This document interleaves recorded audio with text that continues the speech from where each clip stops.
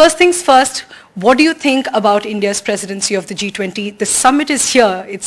We're 1 day away from the summit. What do you think about India's presidency, and what are your hopes from this G20 summit? Well, the presidency comes at a very critical time because we're in a very difficult time in the world.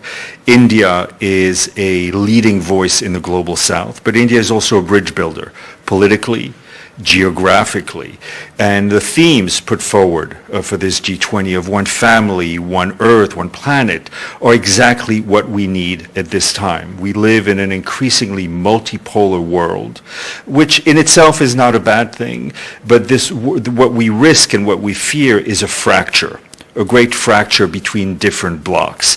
And what we need from the G20 is a single voice, is trying to bring that world back together. Right. So from the United Nations perspective, sir, what do you think would be the priorities that you would be looking at? Of course, sustainability is one. Climate change has been talked about repeatedly, and that's going to be a focus along with sustainable development and not just economic growth in terms of GDP. So from the UN Secretary General's office, what can you tell us about the priorities from the UN's perspective? I think the Secretary General will come with two very simple messages on climate and on sustainable development. And that is that we cannot continue with the world the way it is right now, in terms of what we're seeing on climate, in terms of what we're seeing on development. On climate, we just learned that we lived through the hottest summer on record.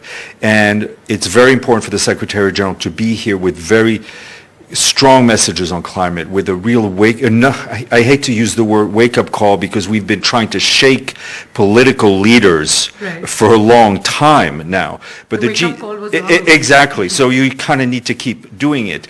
And if you notice, the Secretary General's language is increasingly strident on climate. The G20 brings together the biggest emitters in the world. 80% of emissions come from G20 countries. So if these political leaders around the table don't have the courage to take the necessary decisions, we're in big trouble. But, we still have time to change course. We still have time to mitigate what is happening with climate.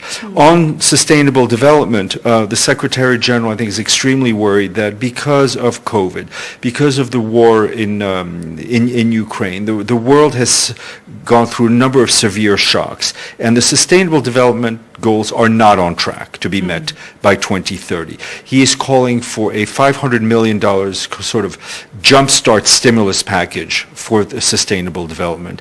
And I think what I know he's also calling for is a reform of the international financial architecture. I think it is very clear that the World Bank, the IMF, all the Bretton Woods institutions were created in an architecture that was based on the world in 1945. The world has evolved, as you well know, and so we need to see that architecture change. We need to see the World Bank and the IMF shareholders allow the banks to take greater risks, to give more investment to developing countries, to help us all, really.